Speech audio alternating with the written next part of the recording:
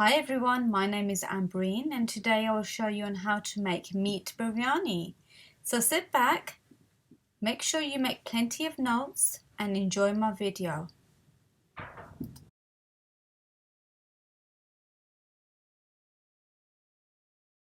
Right, as you can see I've got 6 onions there, so I'll be peeling my 6 onions for my meat biryani.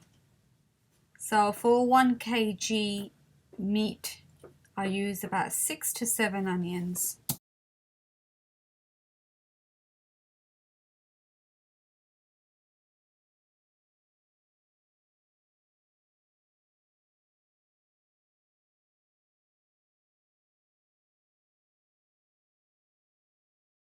Right, here you can see I'm using 2 fairly large potatoes.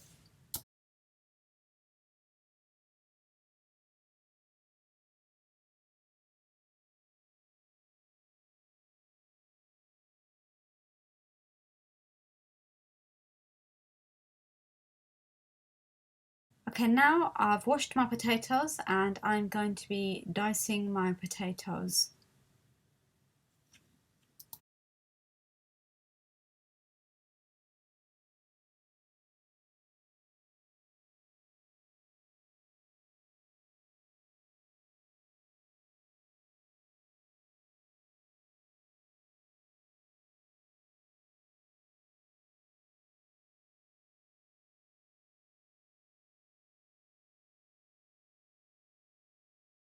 And this is what my potatoes should look like. And this is what your onions should be looking like. Okay, so moving on. Now I'll be cutting my onions in my pot. So I'll be cutting the onions very thinly, as you can see.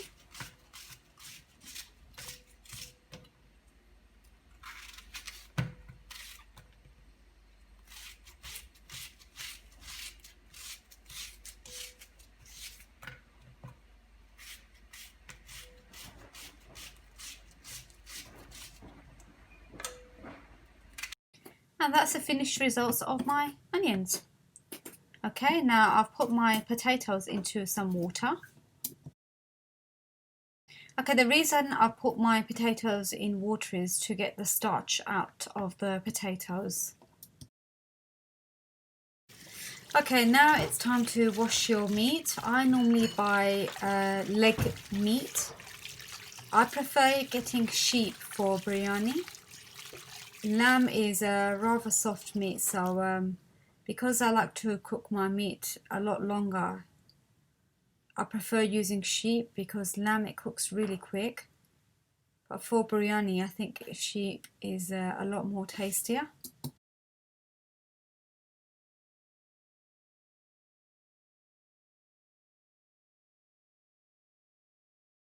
Okay, now you'll be dropping your meat into your onions like this. Once you've done that, you'll be adding your salt. Or obviously salt is always to taste. So now I'll be using some red chili powder. Again, that's to your taste.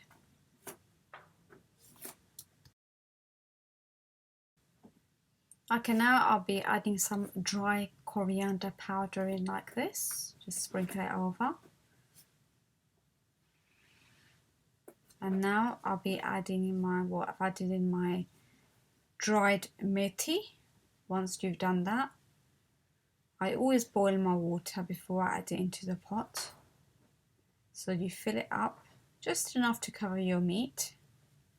Once you've done that, you mix it well, making sure everything is combined together.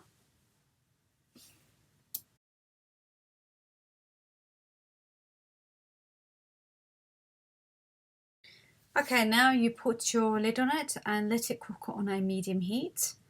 After about 15-20 minutes, I've added in my garlic, and then you mix it really well, like this.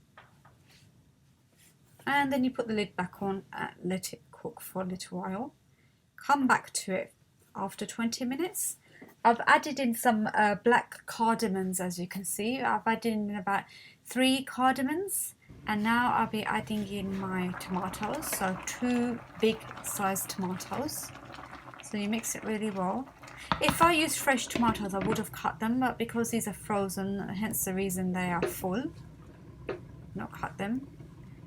Okay, so you just keep checking your pot every 15 minutes. Now you can see the soup is thickening up there. So you keep checking every 15-20 minutes. And just keep checking up on the meat. Okay, now I've crushed my ginger. So I'm going to mix my meat again now, like this.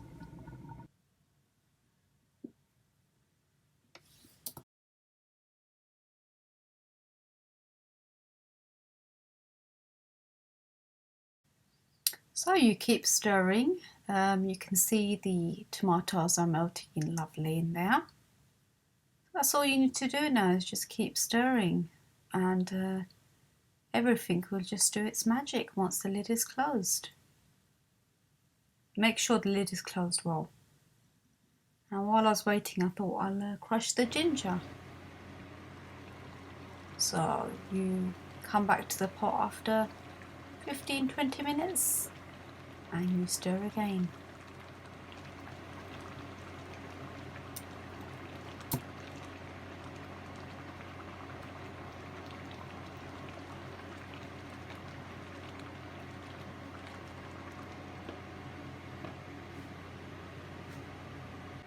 Oh, the aromas are just unbelievable. It smells so nice. Look, can you see the soup is really thickening up?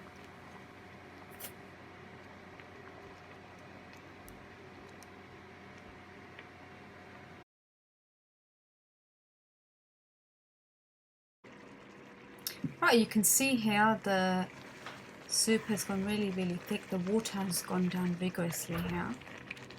So I've put the lid back on anyway. So now I'm going to be checking it again.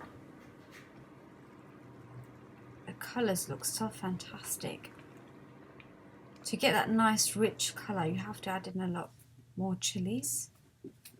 So you just have to keep an eye on it, really. So you just keep mixing, making sure you're checking to see if your meat has softened. So if it is still a little bit hard, it's no problem. Just add a tiny bit more water to it. Here you can see how lovely and thick the soup looks now here.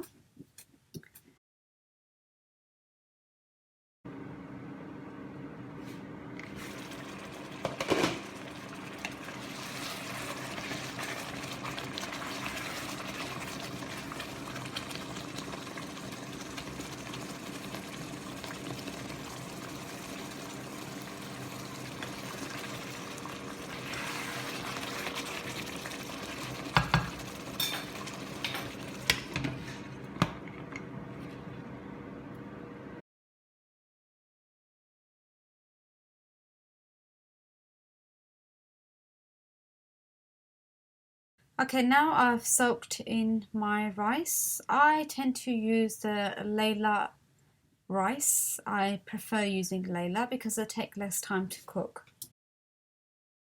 So if I'm cooking a 1 kg meat, boneless meat, I would make about 3 pounds to 3.5 pounds of rice. Okay, I've checked my meat. My meat has softened, so I've added in some oil now. So I'll be cooking the meat in the oil for at least half an hour to 45 minutes. So you just have to keep an eye on it. Make sure you don't put the lid on now. So you just stir every 5-10 minutes. I've added in a bit more dried methi. You get this nice flavour with the methi and a nice aroma too. And I put in some garam masala and a bit more dried coriander as well. Okay, so now you mix it really, really well, making sure you infuse everything together. And now I'll be adding in my fresh coriander and my green chilies. Make sure when you do put your green chilies in, you slit the chilies so you can get a nice flavour out of the chilies. I find these chilies a lot more tastier. The taste is just fantastic and the smell is just unbelievable. So you just keep mixing until you get this nice thick brownie texture. You can see it's really thickening up now and the meat has really softened really well.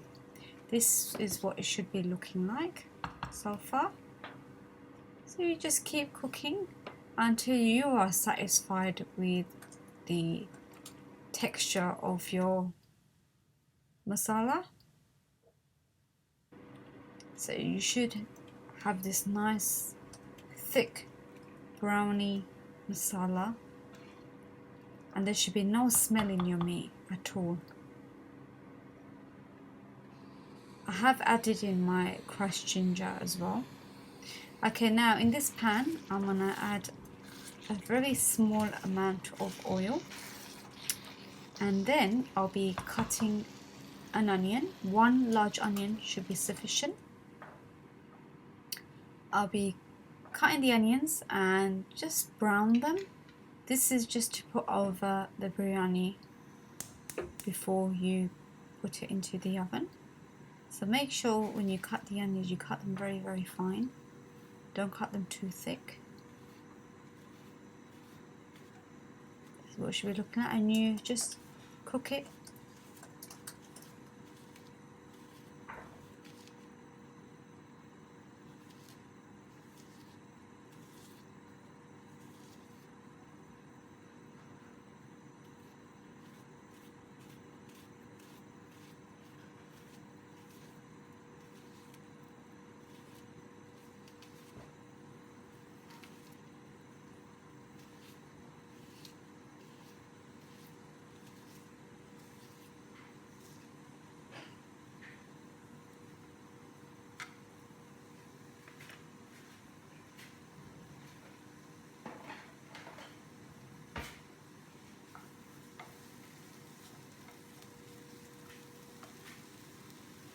Here I've decided to put another small onion in. I do like my onions on my biryani. Okay, you add a bit more oil and just cook the onions until they are a nice golden, dark, browny colour.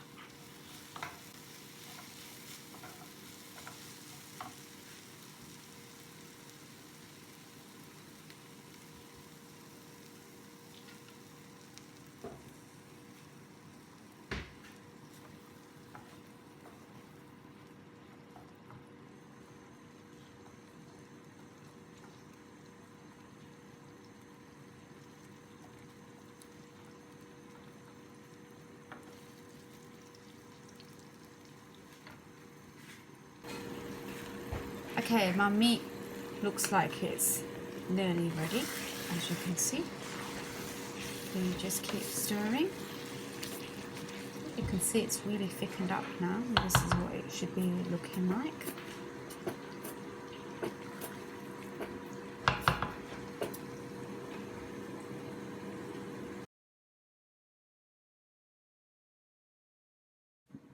I think normally at this stage of your meat, a lot of people do add in some yogurt. I mean, it's up to you. You can add in yogurt if you want to, but the reason they add in the yogurt is so that the consistency becomes very thick.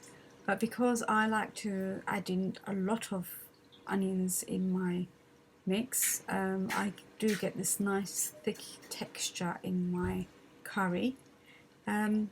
Yogurt, they use it so it thickens up and you do get that nice yogurty taste.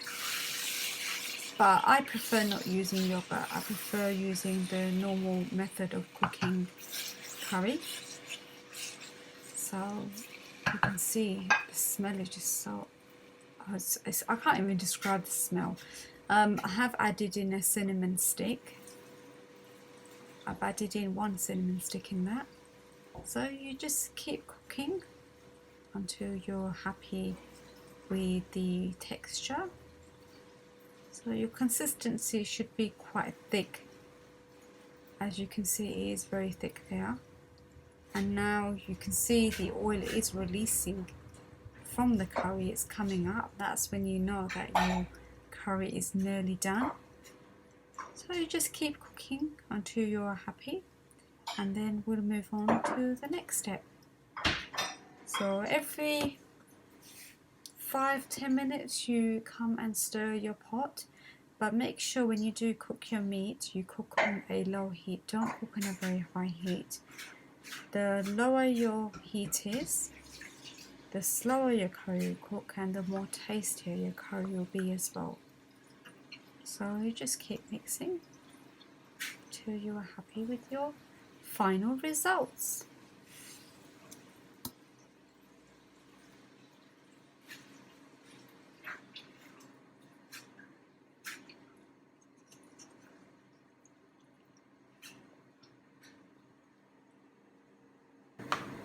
Okay, right, my meat is more or less done. So now I'm adding in my vegetables. So I've added in my sweet corn first. Once you've added in your sweet corn, you mix it. And then you're ready to add in whatever other vegetables you want to add in. So now I'll be adding in some peas. I think sweet corn and peas are a very good combination in biryani. I would love to put carrots too, but unfortunately my children don't like carrots in their biryani, which is sad. I'll just compromise with them. So we're just sticking to sweet corn and peas. This is what it should be looking like. So you cook it really well until your sweet corn and peas are cooked, and this is what it should be looking like. And now I'll be moving on to my next step, which is how to make boiled rice. So now I've added in some oil, as you can see. So you'll be putting 1 teaspoon of jeera powder, 2 teaspoons of salt. I normally use the pink Himalayan salt because I find that very tasty. It's not as strong as the normal salt. So salt is to your taste. So I normally add in 2 teaspoons to 3 pounds to 3.5 pounds. Once you've done that, you mix everything together. I think it needs a little bit more oil, so you add in a little bit more oil. So enough so your jeera can cook in the oil. At this stage you can really smell your jeera. Okay, when you are cooking your jeera and your salt together in the oil, make sure your heat is very low, not high, because when you add in your water, if your heat is very high, there'll be water everywhere and it's quite dangerous. So make sure your heat is very low.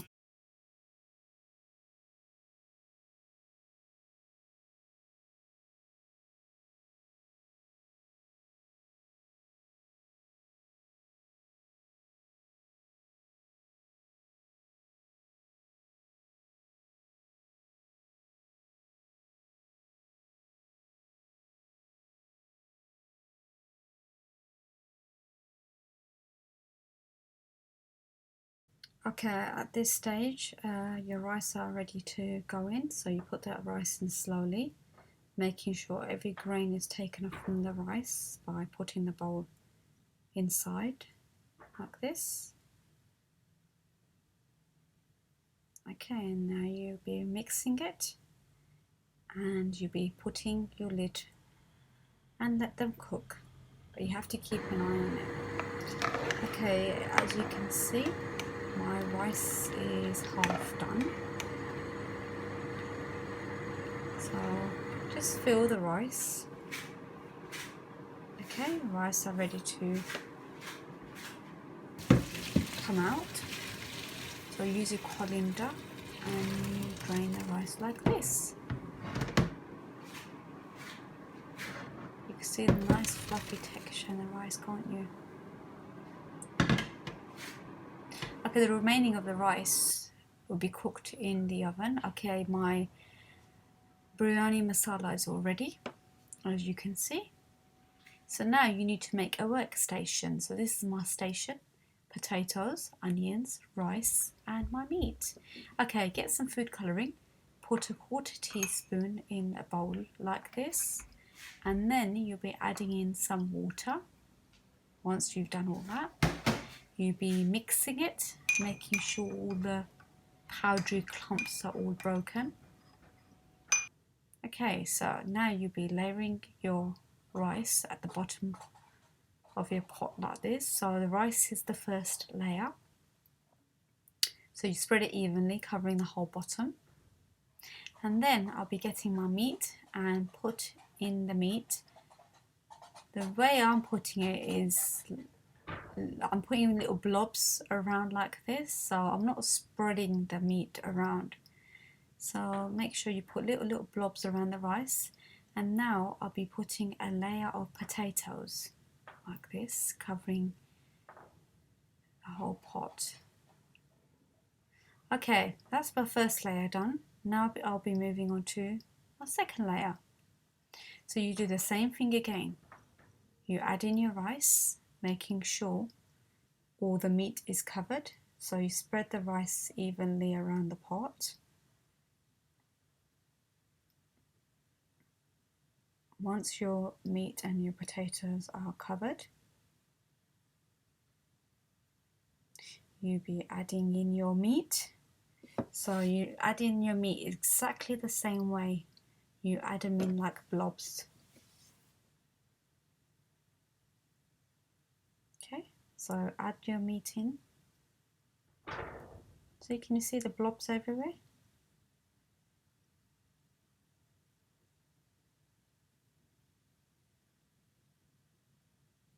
And then you be adding in your potatoes. So you keep going until all your layers are done. Here I've added the onions. Rice is my last layer. I've added the onions. I've added in the food colouring. Now I've covered it in foil, making sure it's completely covered. You put your lid on and you steam it into the oven. Okay, and this is my finished result of my biryani. It smells fantastic, and it looks fantastic too.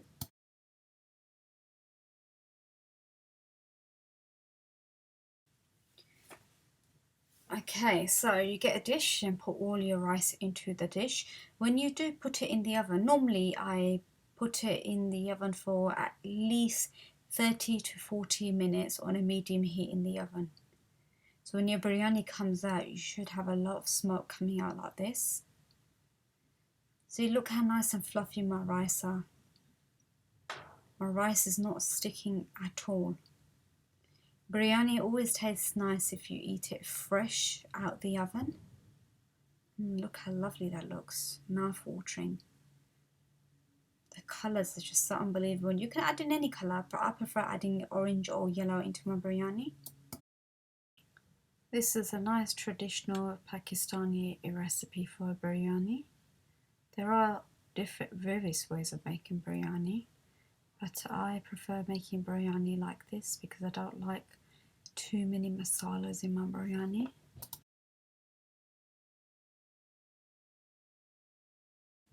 Look how easy it was to make this biryani. It was so simple. Look how simple it was, and it was absolutely delicious too. I normally serve my biryani with a nice salad and some yogurt. Oh, it tasted absolutely divine. You must try this recipe.